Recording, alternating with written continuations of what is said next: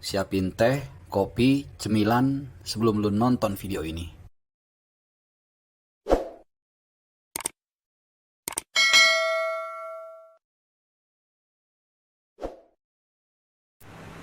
Halo guys, ketemu lagi sama gua di channel Bung Harpa. Dan di edisi kali ini kita akan membahas preview derby. Ya, kalau kemarin kita sudah melewati derby Manchunia. Nah, kali ini kita akan membahas derby della Madonnina atau derby Milan. Nah, ini derby yang juga salah satu dari derby terpanas ya di dunia. Sebelum gua akan membreakdown atau membahas dua tim ini, kekuatan dari Milan dan juga Inter, gue mau sedikit cerita ya, buat lo gue mau sharing bagaimana nuansa derby ini ketika mereka bertarung ya. Jadi 2010, 11 tahun lalu gue akan share foto gue ya, waktu liputan. Waktu itu gue masih kuliah di Inggris, kemudian gue liputan untuk koran seputar Indonesia ke Milan, Januari kalau nggak salah, Januari 2010. Jadi liputan derby Milan, itu gokil banget, asli gila banget, gila segila-gilanya. Dan itu gue 2 jam ya, 2 jam sebelum kick off lah, sebelum kick off gue bahkan 2,5 jam ya, gue udah sampai di San Siro. Kemudian ya beli makan dulu, bla bla bla, lihat, ambil foto di sekeliling suasana. Kemudian gue masuk ke stadion, masuk, terus lu tahu kan tangga lah, bukan tangga sebenarnya, tapi kayak jalur untuk penonton yang spiral itu yang terkenal di ujung-ujung stadion. Naik, terus baru gue begitu masuk ke tribun, waduh gila, merinding sini gue, merinding. Karena apa? Itu 2 jam sebelum kick off. Kurva North dan kurva South itu udah penuh sama pendukung kedua tim ya, Milan sama Inter, Milanisti dan Interisti. Banner-banner, koreografi juga yang mungkin 5 tahun terakhir ya, atau 3-4 tahun terakhir lu lihat banyak di Indonesia itu ada. Nanti fotonya juga akan gua share ke lu. Itu bener-bener gokil banget. Kemudian mereka aducan segala macem, dan kalau lu lihat arsitektur bentuk bangunan dari San Siro ini kan terjal ya, tribunnya. Jadi suaranya itu mengumpul gitu, jadi menggema keras gitu. Wah, itu gila banget. Dan itu bukan pertama kali gua ke stadion-stadion besar di Eropa ya. Jadi tapi ini memang benar-benar luar biasa atmosfernya. Dan gue ingat begitu pulang dari San Siro, gue nginep di hostel San Thomas kalau nggak salah namanya, San Thomas atau Santo Thomas, San Thomas hostel. Itu gue pesan 1 cappuccino, duduk, ya itu kan bulan Januari ya, jadi udah sangat dingin ya waktu itu. Kemudian gue ngetik, dari mulai awal gue ngetik sampai terakhir, hampir nggak ada yang gue edit. Ya, karena apa? Karena memang benar-benar gue bercerita, benar-benar gue bercerita dari apa yang gue lihat, gue alami dengan hati gue gitu. Walaupun gue bukan pendukung kedua tim, tapi gue sangat, kan gue ini orang yang suka bola sebenarnya. Jadi mau apapun kalau main bagus seru, gue akan ceritakan. Nah, gue masih ingat leadnya ya. Sayang gue belum bisa dapat potongan klipnya. Itu gue masih ingat leadnya, itu beritanya itu begini. Imajinasi liar sekalipun sulit untuk menggambarkan atmosfer derby della Madonnina. Sepanjang 90 menit itu mereka nyanyi nggak berhenti. Dan waktu itu kalau nggak salah 2-0 yang menang Inter. Bahkan gue masih ingat Ronaldinho ada penalti tapi nggak masuk. Itu setiap gol itu kayak meledak gitu stadion. Dan ada sekali-sekali juga bunyi-bunyi seperti petasan lah. Pokoknya suasananya itu 90 menit tuh gila banget lah. Nah itu gue mau cerita sedikit soal bagaimana pengalaman menyaksikan atau liputan derby Milan. Dan gue berharap lu suatu saat bisa mengalami apa yang gue alamin, dan mudah-mudahan lebih cepat ya.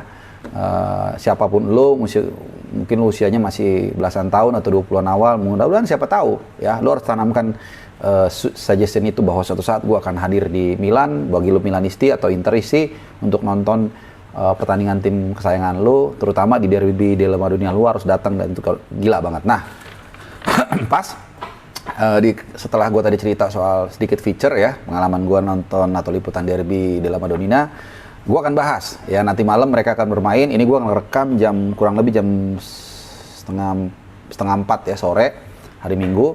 Mereka akan main, gua rasa 12 jam lagi ya dari gua bikin video ini. Ini menarik ya, karena dua tim ini boleh dibilang dalam 2 tahun terakhir cukup stabil penampilannya ya. Milan kita tahu tahun lalu mereka Campiono di Inferno, tapi memang gugup sedikit menurut gua sehingga akhirnya mereka gagal dan disalip Inter Milan. Nah, banyak orang yang membandingkan, gua akan bicara Milan dulu. Banyak orang yang membandingkan Milan tahun ini dan tahun lalu. Banyak orang yang juga ada, bukan banyak mungkin ya, yang berasumsi Milan tahun ini nggak akan sebaik tahun lalu, ya, karena tahun lalu hanya kebetulan bla bla bla. Tapi gua akan mengatakan demikian. Ya, gua akan memberikan lu data dan fakta mengapa Milan tahun ini jauh lebih baik dibandingkan Milan tahun lalu. Pertama, ya. Dalam 11 giornata, ini kan udah masuk giornata ke 11 ya. Sebenarnya udah masuk ke 12, tapi sampai giornata 11 kemarin, perolehan poin Milan adalah 31. Ya, 31. Bandingkan dengan tahun lalu. Tahun lalu dengan giornata yang sama, Milan hanya mendapatkan 27 poin. Artinya ada selisih 4 poin. Jadi surplus tahun ini lebih banyak 4 poin dibandingkan tahun lalu dengan giornata yang sama. Beda 4 poin, lebih bagus. Satu. Ya. Kemudian kita lihat dari segi eksternalnya. Kita harus ingat juga, tahun ini Milan lebih sibuk tahun lalu. Kita tahu mereka bermain di Liga Champions. Dan sudah 4 pertandingan yang mereka lalui, di mana 2 diantaranya mereka terbang ke negara lain. Ke Liverpool, kemudian juga ke Portugal, ke Porto. Artinya mereka tentu lebih capek, lebih letih. Ya, lebih banyak jadwal. Cuman dengan kondisi seperti itu pun, Milan tetap justru bisa tampil lebih baik dalam hal perolehan poin di Serie A. Memang posisi mereka saat ini ada di peringkat kedua. Tahun lalu mereka ada di peringkat 1 dengan poin yang lebih kecil. Tapi memang tahun ini kenapa? Karena ada Napoli merangsek yang tidak diduga, tidak dinyana, tampil sangat luar biasa, di luar prediksi semua orang. Nah, sehingga Napoli ada di peringkat pertama, Milan di peringkat kedua. Poinnya sama, 3-1 sebenarnya, cuman kalah selisih gol Milan. Nah, tapi gue mau memberikan satu sedikit standing point di sini. Bahwasannya kondisi seperti ini justru lebih menguntungkan Milan dibandingkan tahun lalu. Ya, tahun lalu beban semua center of attention ada di Milan. Ya, Milan sebagai pemuncak klasemen, sebagai Capolista, bukan anak baru, tapi setelah sekian lama mereka terpuruk sehingga ada pressure yang cukup besar. Ya, tapi sekarang enggak. Ya, walaupun Milan ini agak sedikit tertutupi lah, dibayang-bayangi oleh prestasi Napoli yang sangat baik menurut gua, sehingga pressure itu agak berkurang, agak diabsorb oleh Napoli. Jadi menurut gua ini ada jadi keuntungan buat Milan, asal mereka tetap stabil di pertandingan-pertandingan selanjutnya. Nah, ini yang gua bilang. Terus faktor kedua, selain tadi secara performa mereka oke, gua mau menyinggung juga secara keuangan. Ya, walaupun gua tidak ada data detail terkait keuangan mereka, cuman tentunya kita tahulah dengan Milan banyak hal-hal positif yang dilakukan oleh manajemen Milan sehingga mereka, gue yakin secara cash flow akan lebih sehat. Ya, gue nggak tahu apakah sudah sehat banget atau enggak, tapi jelas lebih sehat dari tahun lalu. Pertama, kita udah tahu mereka main di Liga Champions.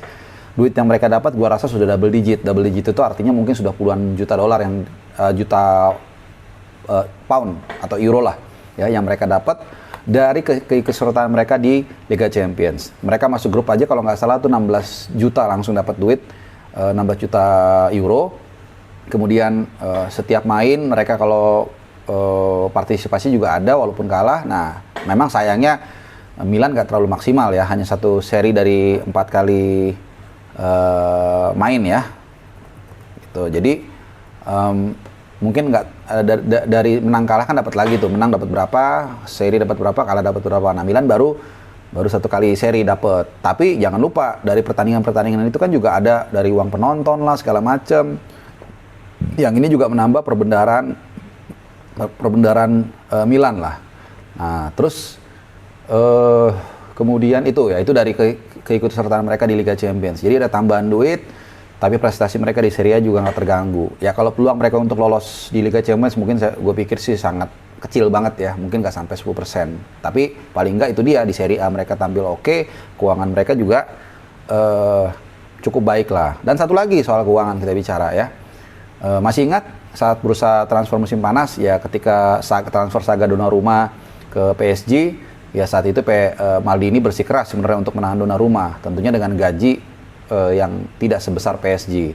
Ketika Donnarumma hengkang ke PSG, akhirnya mendatangkan Maignan, gue terus terang yang waktu itu mengatakan, wah ini kesalahan besar nih Milan. Artinya melepas seorang pemain yang luar biasa lah, penjaga gawang. Tapi ternyata pernyataan gue, analisa gue salah. Justru Maldini lah yang menurut gue betul dalam hal ini. Artinya apa? Penggantinya kan Maignan kan tampil baik, tampil luar biasa. Ya bahkan di putihnya pun Tata Rusana dalam beberapa laga lumayan. Jadi nggak ada masalah di bawah Mister Gawak ternyata. Dan positifnya adalah keuangan Milan jadi lebih sehat. Karena bayangin gajinya Donnarumma dengan Maignan. Gua rasa kalau kita sepakat jauh lah pasti Maignan di bawahnya Donnarumma. Udah pasti di bawahnya Donnarumma. Kalau enggak kan Donnarumma pasti dipertahankan. Jadi secara umum Milan ini kalau orang tanya mana bagusan musim ini jelas bagusan musim ini. Dari performa dia lapangan, dari keuangan juga mereka lebih oke. Nah, gua rasa ya, kenapa dengan kompetisi yang lebih banyak, dengan pertandingan lebih banyak, tapi Milan tetap tampil konsisten, bahkan di Serie A lebih baik. Gua rasa faktor fisik ya, karena penampilan mereka tidak tergerus, tidak hektik gitu ya. Jadi mungkin fisik ini yang ditekankan oleh Stefano Pioli dalam persiapan menuju musim ini, sehingga mereka tetap bisa nggak kehabisan bensin. Nah, kalau kita lihat skuadnya, sebenarnya kan nggak beda jauh, ya. Bahkan mereka kehilangan Calhanoglu, kehilangan Calhanoglu dan Donnarumma, gitu. Tapi ternyata mereka tetap bisa tampil konsisten dari pertandingan satu ke yang pertandingan lainnya tanpa kelelahan. Ya ada 1-2 pemain cedera, tapi kita lihat sudah balik in time. Sandro Tonali, kemudian juga Theo Hernandez dan sebagainya yang kena COVID. Tapi artinya mereka nggak ada masalah lah isu soal kebugaran. Nah, itu dari Milan ya. Nah sekarang kita lihat lawannya. Oh satu lagi sebelum gua ke Inter. Musim ini Milan bukan hanya secara poin lebih tinggi, tapi kita lihat bagaimana ketika mereka berhadapan dengan tim terbesar ini luar biasa ininya, catatannya ya. Jadi mereka sudah menghadapi Lazio, Juve, Atalanta dan Roma. Jadi hanya tiga menang satu kali seri. Mereka menang lawan Lazio, Atalanta dan juga Roma. Ya, seri lawan Juve. Lawan Juve seri. Jadi artinya mereka bukan hanya mendapatkan katakanlah poin dari tim-tim kecil ya, tapi tim-tim besar juga mereka bisa menang. Jadi 10 kali menang, 1 kali seri, tapi 4 adalah tim besar yang mereka bisa curi poin, 3 menang 1 seri. Ini juga satu catatan yang gue pikir harus membuat Inter waspada. Nah itu, jadi luar biasa. Nah, terus kita sekarang ke Inter Milan ya. Jadi tadi Milan gue udah bahas bagaimana skuad ini sangat luar biasa. Oke, mungkin sedikit sebelum kita ke Inter, gue akan bahas lini per lini sedikit. Sebelum kita ke Inter, di bawah Mister Gawang, Tata Rusano mungkin nggak ada perubahan yang signifikan ya. Kalau kita lihat berdasarkan pertandingan melawan Porto, kemudian Romagnoli dan Tomori mungkin akan menjadi duet. Nah, Theo Hernandez ini yang mungkin akan digantikan Kalulu kalau kita lihat ya, karena Theo Hernandez lawan Roma kartu merah. Di kanan mungkin Calabria ya. Jadi kira-kira itu gambarannya di belakang. Kemudian di depan, nah ini gue nggak tahu deh. Gue rasa sih intinya adalah Frank Kessie ini akan menjadi memegang peranan yang sangat penting. Karena ketika menghadapi Roma, lo bisa lihat bagaimana ketika mereka bermain dengan 10 orang, Frank Kessie ini berperan sebagai perisai kedua lah. Kalau back ini bahkan perisai ketiga. Kalau ada kiper, back, nah Frank Kessie ini menebalkan benteng mereka ketika digempur habis-habisan sama Roma. Kalau lo lihat bagaimana misalnya Zaniolo yang serangan tumpuan Roma saat itu ada di Zaniolo, itu benar-benar dimatikan dalam tanda kutip oleh seorang Frank Kessie. Sehingga beberapa kali Zaniolo gagal melepaskan umpan ke jantung pertahanan Milan. Ya kalaupun ada lepas 1-2 masih ada Simon Kjaer ataupun juga ada Tata Rusano. Jadi Frank Kessie ini sangat penting perannya. Tinggal mungkin Pioli milih antara dia atau Sandro Tonali. Tapi gue sih mikir mendingan Frank Kessie yang lebih bertenaga dan mengamankan dan dalam rangka memenangkan duel lini tengah melawan Inter Milan yang gue rasa akan menjadi motornya, bukan gue rasa tapi 99% akan dimotori oleh Brozovic dan juga Barella. Ini dua gelandang yang sangat berbahaya. Jadi kalau Kessie di sana menurut gue lebih tepat ya. Kita ngopi sebentar. Oke, nah mungkin kalau untuk sisi sayap, Saelemaekers bisa juga ditampilkan. untuk mendukung pergerakan di depan. Rebic belum ini ya, belum pulih kelihatannya. Untuk lini belakang, sorry, gue agak koreksi, mungkin juga gue rasa Kejair yang akan tampil, karena di melawan Porto dia dicadangin, jadi gue rasa Simon Kejair yang akan ditampilkan. Bisa jadi dia akan berduet dengan Romagnoli dengan Kejair ya. Ini gue koreksi, jadi mungkin gue nggak yakin Tomori yang akan ditampilkan untuk duet lini belakang. Nah sekarang kita kembali lagi tadi ke sisi penyerangan. Nah tadi Frank Kessie udah, Salemaker sudah. Nah ini kalau untuk striker, gue rasa Pioli akan tampil dengan satu striker ya, gue rasa ya, Giroud atau Ibrahimovic. Very likely Ibrahimovic, karena lawan Roma Ibra yang tampil dari starter cetak 2 gol dari bola mati. 1 gol ya dari bola mati dari tendangan bebas. Nah kemarin lawan Liga Champions yang ditampilin si Giroud. Nah berarti ini kan kayak ganti-gantian. Mungkin Ibra lebih ke Serie A. Nah sekarang yang menurut gua kartu asnya ini adalah Rafael Leao. Ya ini pemain yang menurut gua penetrasinya sangat bagus, kemudian juga punya akselerasi, punya speed. Nah cuman masalahnya adalah dia angin-anginan. Kalau lihat waktu lawan lawan Torino ya kalau nggak salah ya. Coba aku pastiin dulu lawan lawan Torino waktu menang 1-0. Ini Rafael Leao ini hancur banget mainnya. Jadi berapa kali dia punya peluang, dia syuting tapi ke atas, mental, nembak burung segala macem. Tapi melawan Roma, walaupun dia nggak mencetak gol, tapi beberapa kali dia nggak maruk. Jadi dia penetrasi, drive in, dapat pelanggaran dan salah satunya tendangan bebas yang dieksekusi jadi gol oleh Ibra. Nah artinya kalau memang Pioli bisa ya let's say ngajak dia ngobrol lah, janganlah lu terlalu maruk kalau ada syuting ya, kalau emang oke lu bisa syuting tapi jangan maksa, lu oper aja ke si Ibra atau memang lu drive in cari pelanggaran. Mungkin ini akan bisa memberikan servis atau skema serangan yang baik ya, kerjasama antara Selemakers, antara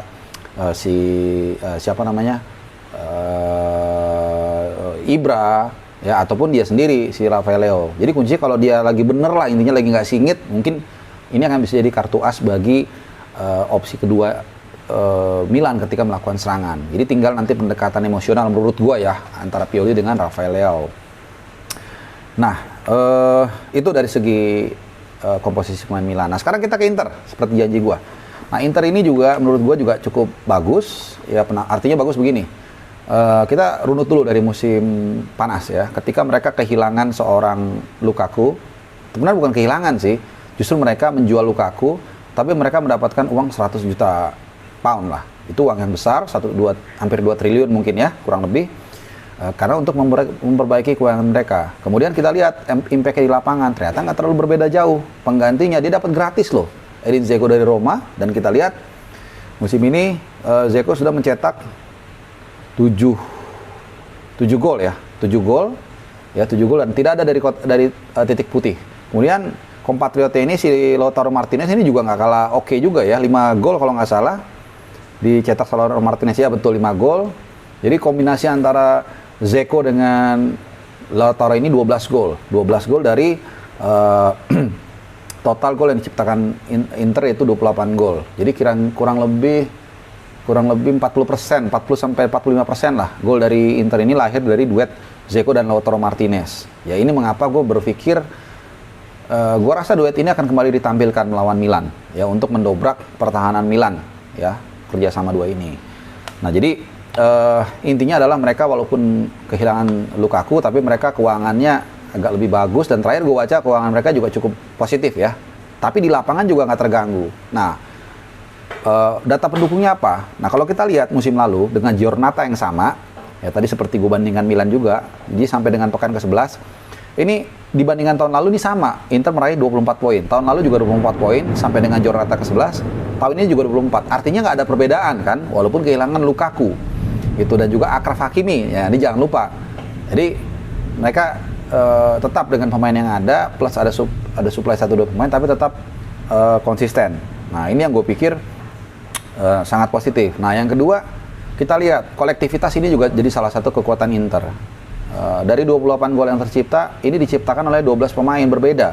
Ya artinya kontribusi gol ini, walaupun Dzeko dan Lautaro Martinez tadi cukup memberikan impact yang sangat besar, tapi ya pemain-pemain lain juga ketika dibutuhkan bisa mencetak gol. Ini yang menurut gue salah satu kekuatan dari Inter Milan. Jadi lini depan mereka memang tidak heran saat ini yang paling subur dengan 28 gol. Nah ini dia, walaupun ini belakangnya kebobolan 12 kali. Nah ini belakang nanti akan gue bahas ya. Jadi harus waspada Milan yang memang lini belakangnya juga kelihatannya menjadi sorotan ya, karena sudah 10 kali kebobolan dalam 11 pertandingan. Nah, terus cuman ada satu mungkin yang catatan dari Inter adalah mereka baru saja menjalani pertandingan dari Moldova, Sheriff Tiraspol. Sedikit mungkin agak lebih lelah dibandingkan Milan. Itu mengapa Simone Inzaghi mengatakan mereka akan langsung terbang kembali ke Milan untuk mempersiapkan melawan Milan setelah melawan Sheriff tadi untuk menjaga kebugaran. Nah, sekarang kita lihat dari Inter lagi dari lini belakang ya. Lini belakang ini menjadi satu catatan tersendiri karena Inter sejauh ini sudah baru kalah sekali. Nah, dari sinilah kita akan melihat parameternya. Kenapa dia bisa kalah? Dari siapa? Dia kalah dari Lazio, kalau lo ingat. Nah, disinilah menunjukkan ada dua sisi mata uang. Jadi saat skor 1-1 dengan Lazio, Bastoni itu kartu merah. Karena ada trio kwek-kwek itu pertahanannya. Bastoni, kemudian Skriniar dan juga De Vrij. Nah, ketika Bastoni kartu kuning, pertahanan Inter dihajar terus. Simone Inzaghi bimbang. Dia harus mengambil keputusan, gambling. Apakah membiarkan Bastoni terus bertampil dengan trio kwek-kweknya dengan catatan, dengan konsekuensi mungkin saja terkena kartu kuning kedua atau kartu merah, atau menarik dia. Ternyata Simone Inzaghi memilih untuk menarik dia, menggantikan dengan Dumfries. Hasilnya adalah kebobolan 2 kali. Ya, karena Dumfries nggak terlalu kuat bertahan. Dan memang ada satu skema serangan balik yang ketika itu Dumfries telah turun dan akhirnya ada ruang dan Lazio bisa mencetak gol. Gue lupa antara gol kedua atau gol ketiga dan akhirnya kalah.